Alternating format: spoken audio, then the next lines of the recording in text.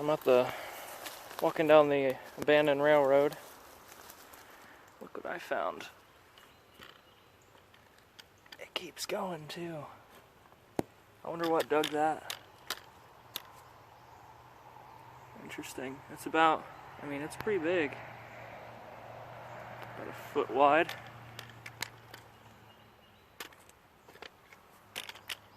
It's pretty deep too. Smells amazing out here.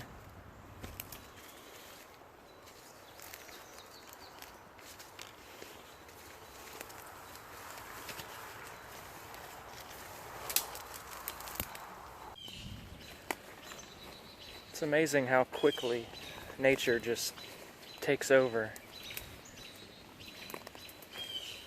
This was probably used, I don't know, a year ago, maybe 2 years ago. And already it's just got all this lush, thick greenery.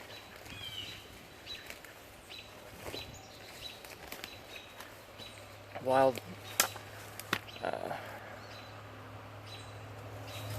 that's wild garlic mustard right there.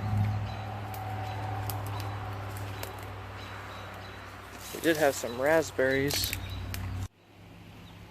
Here we have some more mulberries.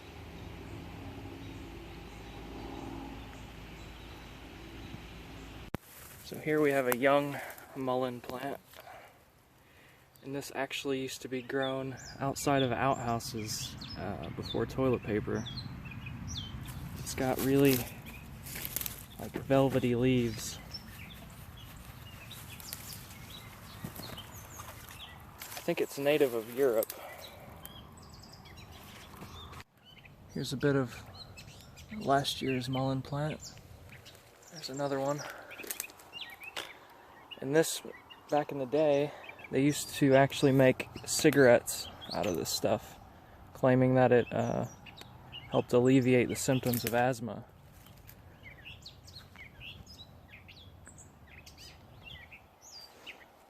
Interesting. And it does have some properties, some anti-inflammatory properties that can be beneficial. However, I wouldn't recommend smoking it. You can make it into a tea, which is a little bit more beneficial.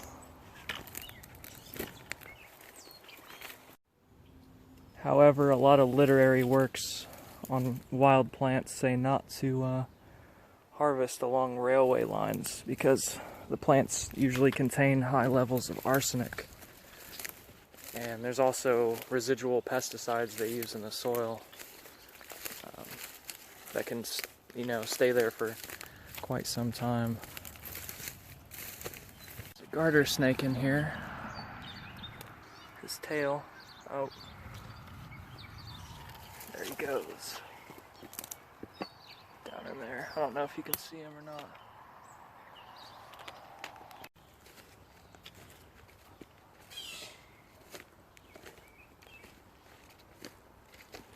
Oh, we got a skink.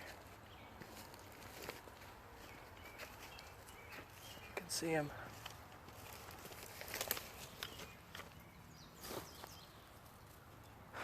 He's hiding under my boot.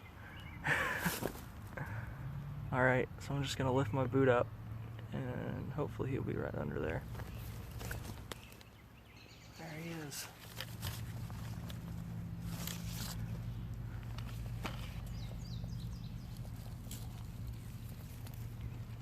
Look at that.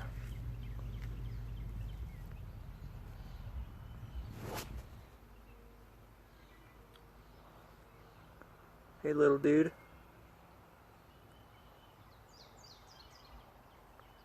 Beautiful. Look at that. You have a blue tail?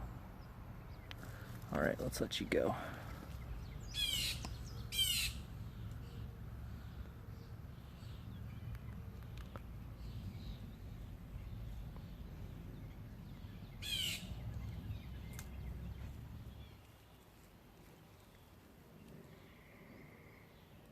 Awesome. Some interesting saguaro-esque growth on this mullein plant. happened.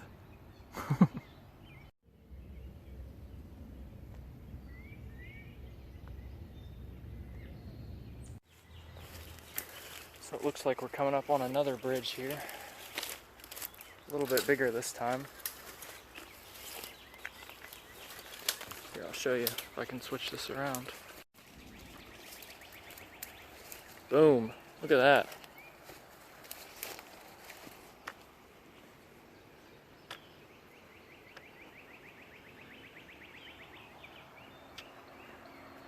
Not really so much afraid of heights, just afraid of falling. But I think this thing's pretty structurally sound.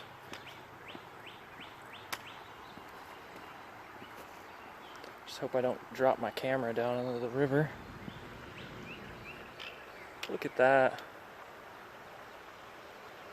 Big, huge sycamore there.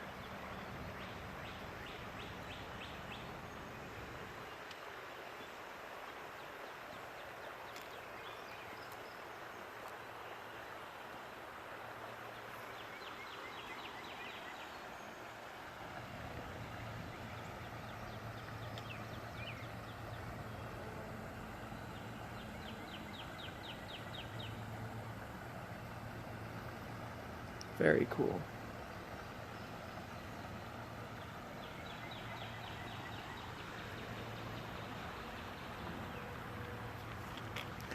I think I'm gonna stop here,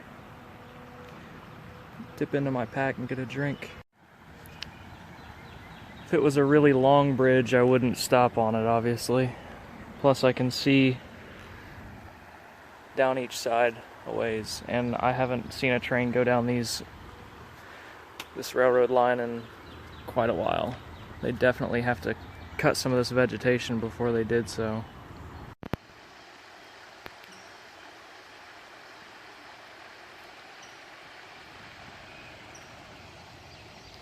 Alright, let's continue down that way for a bit. Seem to have picked up a few friends along the way.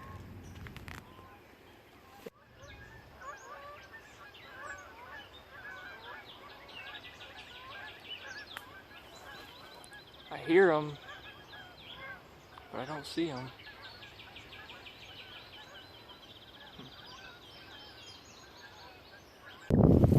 Kind of reminds me of those rock candy you'd get on a stick as a kid. Must be a honey locust tree nearby somewhere. I don't see it though. There's some of them. Sitting down, taking another break here.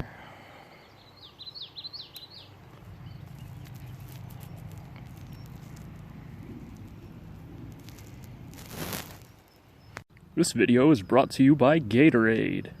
Crisp, cool, refreshing. Just kidding, they're not a sponsor. So I think I'm probably gonna head back before it gets too dark. So a buddy of mine from Australia, he told me a story that a long time ago, the people in Australia started having iron deficiencies. So the government started like taking blowtorches and cutting off pieces of railway line and grinding it up and putting it in their bread so that they could supplement their diet. Not sure if it's true, but that's what I heard. Makes for an interesting story. I mean, I doubt they would have taken pieces off of the already existing like railway line that they were using. Maybe they had some surplus railway line somewhere or something. Because I seriously doubt the people were that anemic that they just started chopping up pieces of their transportation system. There's a cardinal out there. I can get up to him. Getting back into the thick of it here.